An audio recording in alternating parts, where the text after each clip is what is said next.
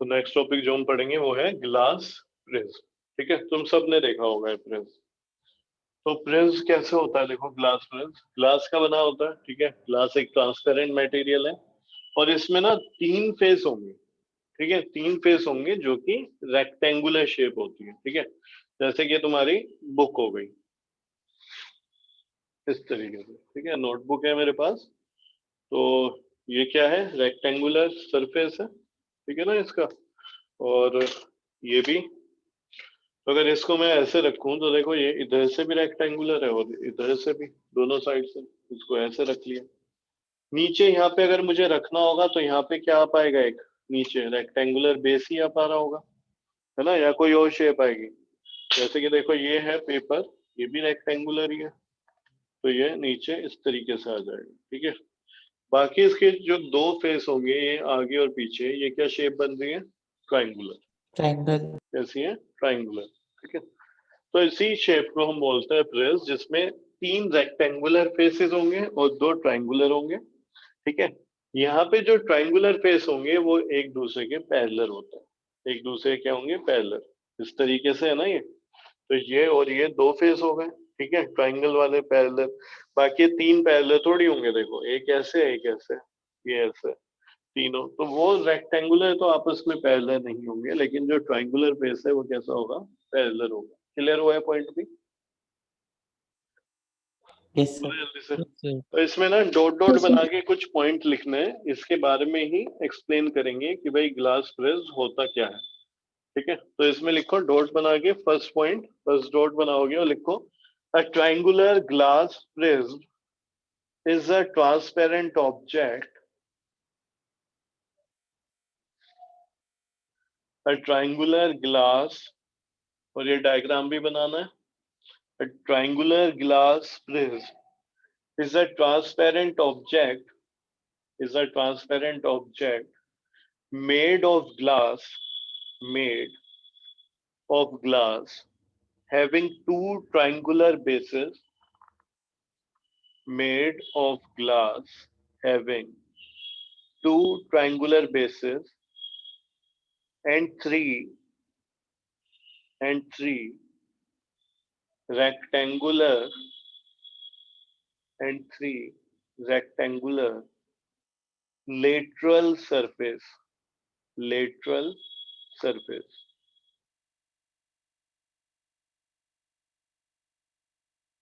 तो ये जो ट्राइंगुलर है इसको तो हम बेस बोल रहे हैं। ठीक है, जैसे कि हमारा सीलिंग हो गया और फ्लोर हो गया, अगर तुम इसको प्रिज्म को ऐसे रख दोगे, अभी तो ये ऐसे रखा हुआ है ऐसे। ठीक है, तो ये चीज नीचे आ जाएगी और इसका जो पीछे वाला है फेस है, ठीक है, पैरेलल, वो ऊपर आ जाएगा।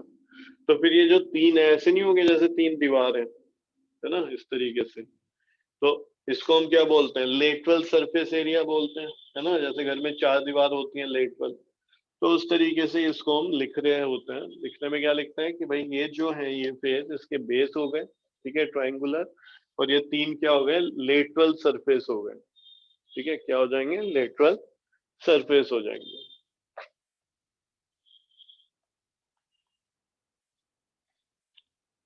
Three rectangular lateral surfaces.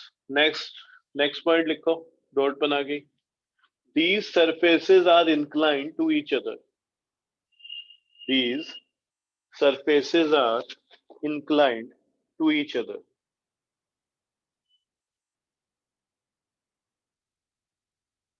Full stop.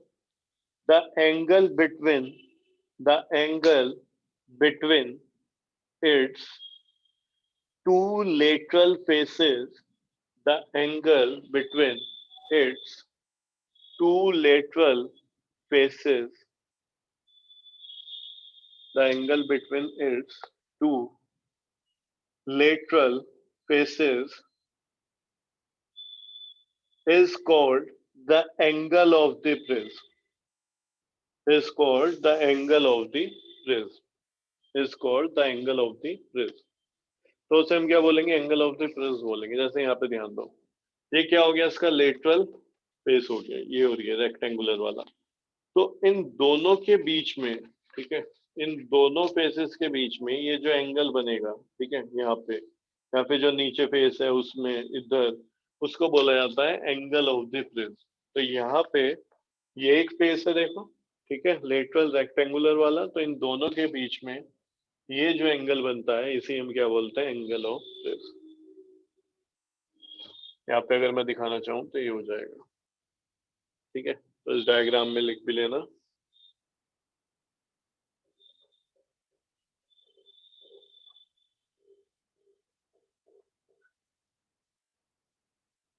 Angle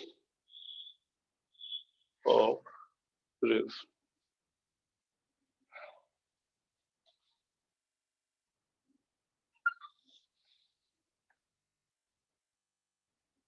ठीक है, ये भी है और ये भी है ना, सेम ही चीज है। अगला पॉइंट लिखो, the rectangular side of a glass prism are not parallel to each other. The rectangular sides of a glass prism are not parallel to each other. अब ये बताओ, जो रेक्टेंगुलर साइड है इसके पैरेलल है क्या? शिवंशिका क्या लग रहा है? सर हाँ, नहीं है। नहीं है ना। तो ये लिखेंगे हम, the rectangular sides of a glass prism are not parallel to each other but the triangular ends are parallel.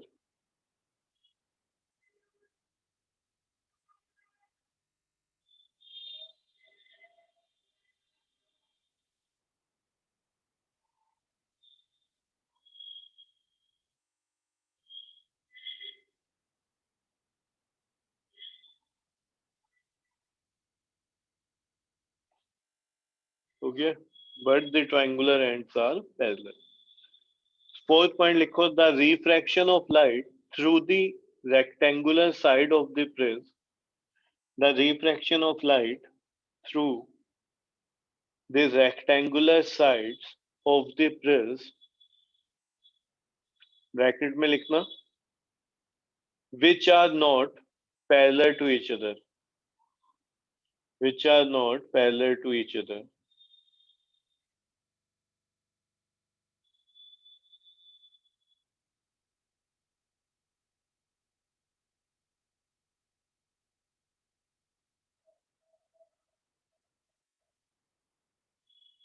The refraction of light through the rectangular sides of the prism which are not parallel to each other, ये bracket में लिखना है, which are not parallel to each other, bracket close, is different in behavior, is different in behavior than the refraction of the,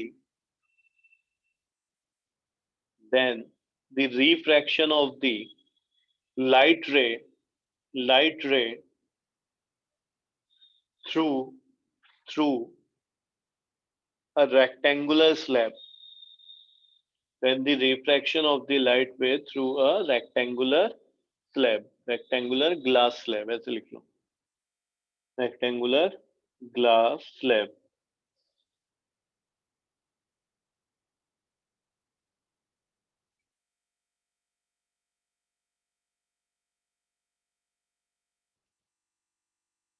clear है? Bracket में लिखो, where faces are parallel, where faces are parallel।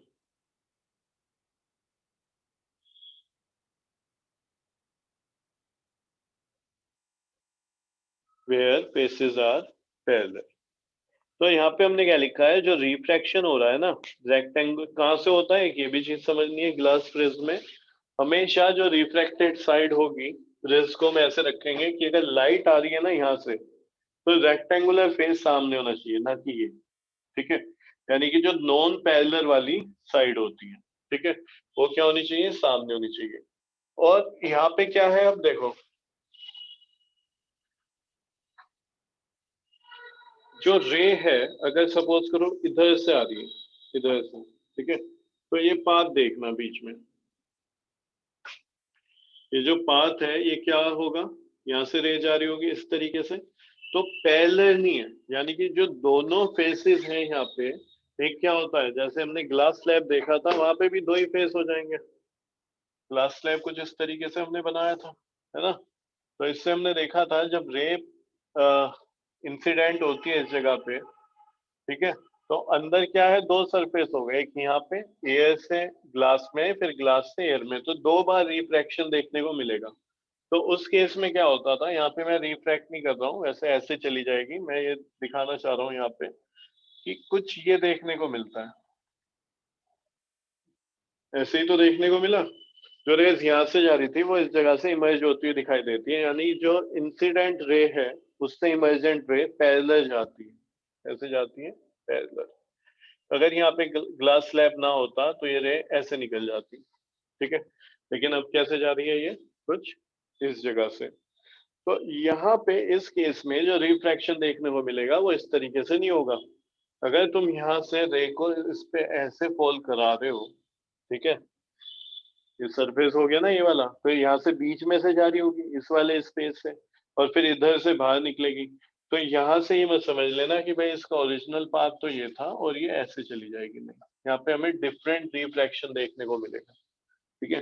क्या देखने को मिलेगा, different refraction. यहाँ से कैसे निकलेगी ये, अपने रास्ते से, ठीक है, डाइवर्ट हो जाएगी, ये ऐसे निकलेगी, अपने रास्ते से क्या हो जाएगी, डाइवर्ट, ठीक है, ऐसे जा रही थी, अब ऐसे जाएगी। इसमें क्या हुआ, जिस डायरेक्शन में जा रही थी उसी डायरेक्शन में, बस क्या हुआ, डिस्टेंस का डिस्प्लेसमेंट हुआ, ठीक है, जिसे हम बोलते हैं लेटरल डिस्प्लेसमेंट बोलते हैं, ठीक है, ये क्या है, ये जो स्पेस है बीच में डिस्टेंस, लेटरल डिस्प्लेसमेंट बोलते हैं, ठीक है, क्योंकि ये क्या है, रे डिस्प्लेस हो गई, और कैसे हुई, लेटरल, इस तरीके से, ठीक है, पैरेलली डिस्प्लेस हो गई अपने पाथ से, जबकि यहाँ से अपने पाथ से क्या हो जाती है, डाइवर्ट हो जाती है, क्या हो जाएगी, डाइवर्ट। क्लियर हुआ पॉइंट, क्यों ऐसा क्यों है, क्योंकि यहाँ पे तो जो यस सर। सरफेस है, ठीक है, यहाँ पे जो फेसेस हैं, सरफेस कह रहा हूँ सॉरी, यहाँ पे जो फेसेस हैं वो एक दूसरे के पैरेलल है, जहाँ से रिफ्रैक्शन हुआ, और यहाँ पे पैरेलल नहीं है, यहाँ पे इस तरीके से है, और यहाँ पे क्या है, पैरेलल जैसे ही है, तो यहाँ से घुसी रे, और फिर यहाँ से पैरेलल बाहर निकल जाएगी, ठीक है ना। तो दोनों ही केस में रिफ्रैक्शन जो होगा वो थोड़ा डिफरेंट होगा, जो रेज की डायरेक्शन होगी वो प्रिज्म में हमें देखने को मिलेगी, चेंज हो जाएगी, रे डाइवर्ट हो जाएगी, जिस जगह पे जा रही है उसके दूसरी डायरेक्शन में जा चली जाएगी। नेक्स्ट पॉइंट लिखो, the refraction of a glass prism, the refraction of a glass prism is always is always studied is always studied, studied. The refraction of a glass prism is always studied through its rectangular sides, through its rectangular sides, bracket में लिखना, the inclined sides. Repeat कर रहा हूं point, दोबारा से ध्यान से सुनना, the refraction of a glass prism, जो रिफ्रैक्शन हो रहा है ग्लास प्रिज्म में, is always studied through it's rectangular side, तो हमेशा रेक्टेंगुलर साइड से ही हम कराते हैं, यानी कि जिस साइड से लाइट आ रही होगी उस साइड को में प्रिज्म को ऐसे रखा जाएगा कि लाइट उसके रेक्टेंगुलर फेस पे पड़े, ना कि ट्रायंगुलर, ठीक है। तो उससे क्या होगा, जो रेक्टेंगुलर साइड मतलब ये भी हम बोल सकते हैं इंक्लाइंड साइड, ठीक है, कैसी है वो, इंक्लाइंड साइड है, तो हमें जो यहाँ पे रिफ्रैक्शन देखने को मिलेगा वो थोड़ा डिफरेंट देखने को मिलेगा जो हमें रेक्टेंगुलर स्लैब में मिला था, ठीक है। तो इसमें अब रिफ्रैक्शन कैसे देखने को मिलता है, क्या डायरेक्शन होगी, तो वो समझते हैं, ठीक है। तो हेडिंग डालो, refraction of light through a glass prism, refraction of light through a glass prism, और एक डायग्राम मैं बना रहा हूँ वो तुम बना लोगे, ठीक है।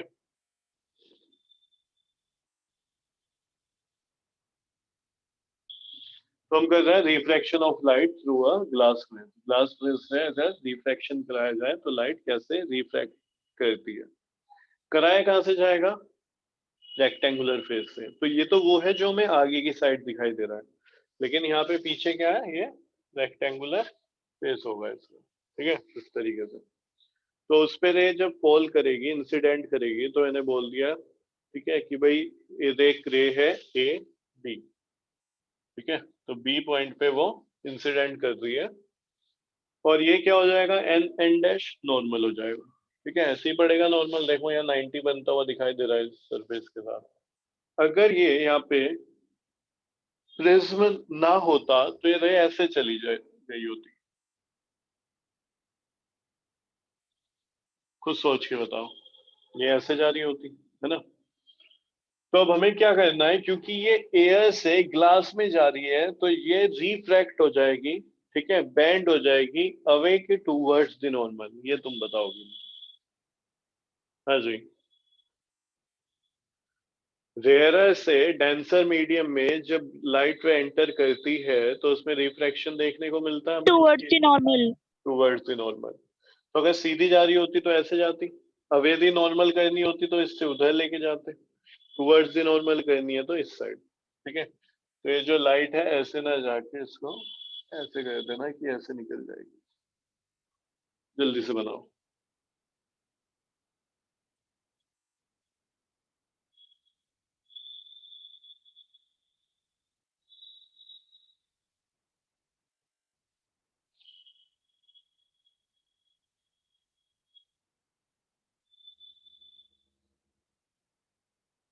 चलो जी, ये क्या हो जाएगा देखो,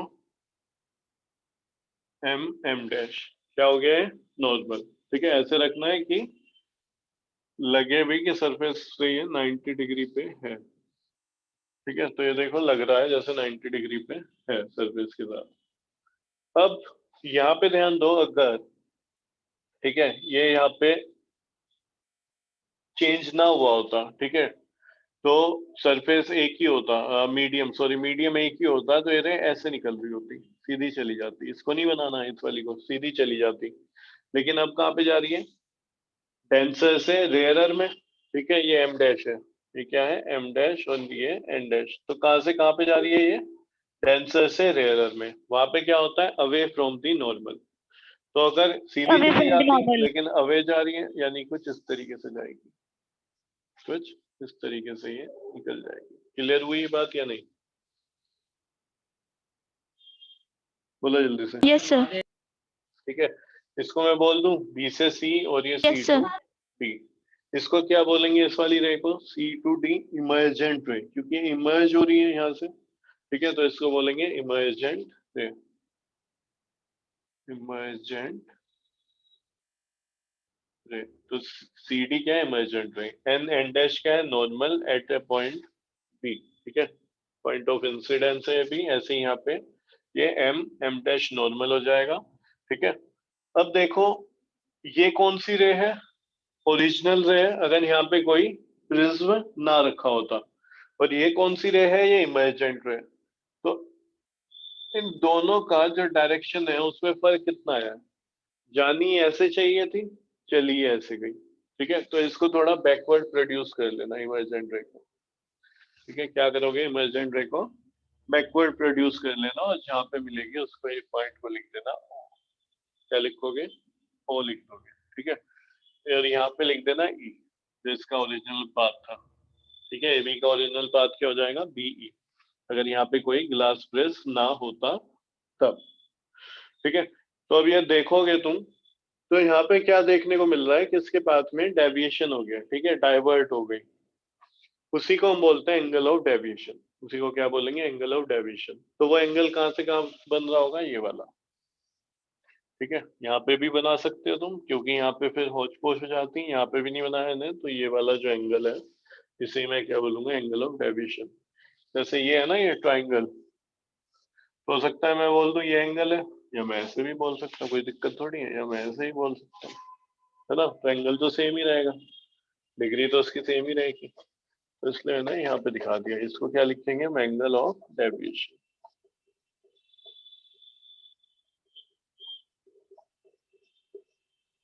तो इस एंगल से जो रे है वो डेविएट कर गई, इतने एंगल पे उतना उसने रास्ते को चेंज कर लिया।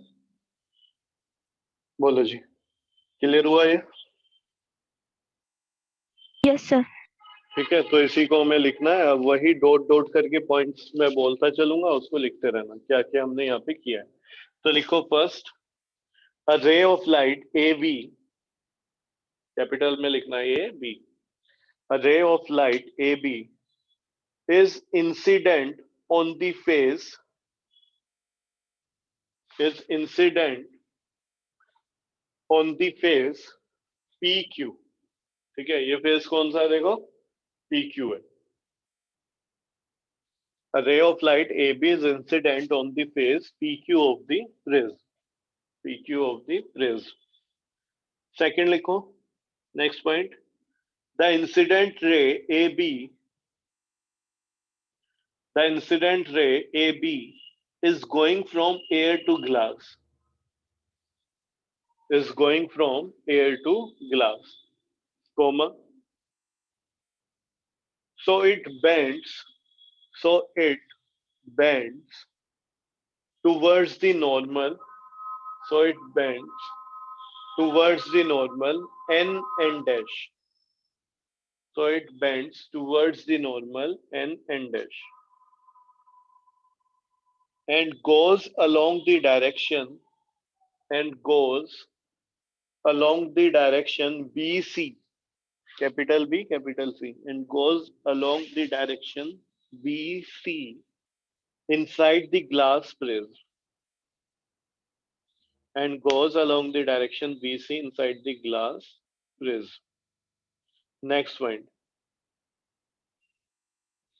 Since the ray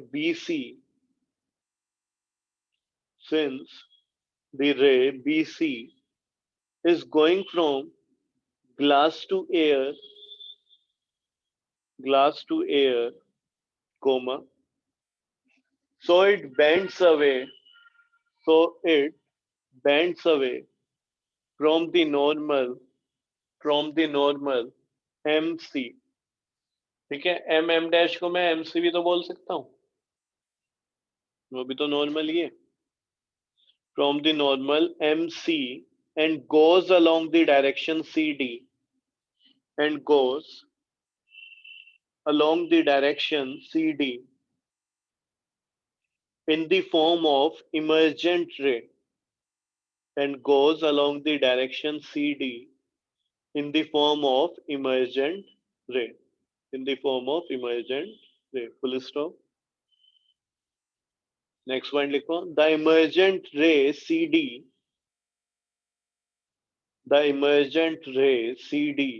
is not parallel to the incident ray AB. The emergent ray CD is not parallel to the incident ray AB. Full stop. आगे लिखो. There has been a deviation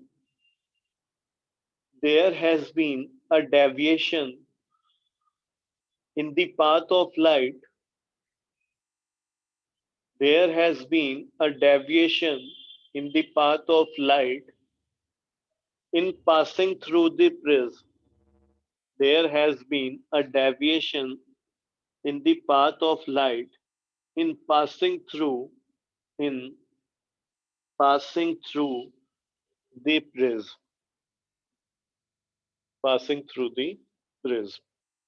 Next one लिखो.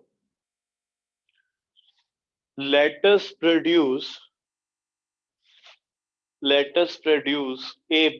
AB जो incident है देखो उसको हमने produce किया है ना, डॉटेड आगे तक.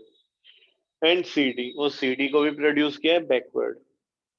तो हमने लिखा let us produce ray AB and CD, comma, they meet MEET, they meet at O.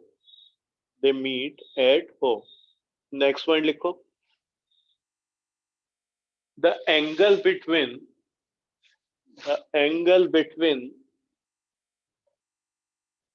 incident ray and emergent ray, the angle between incident ray and emergent ray is called angle of deviation. The angle between incident ray and emergent ray is called angle of deviation. Underline कर लो इसको, angle of deviation. Last point है ये, ठीक है. Last point लिखो. It is the triangular shape of the glass prism, it is the triangular shape of the glass prism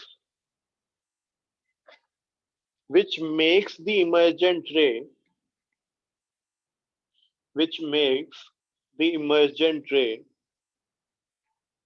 bend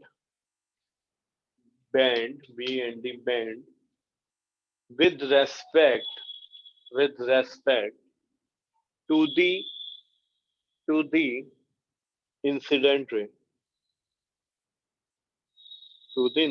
repeat कर रहा हूं लास्ट पॉइंट में.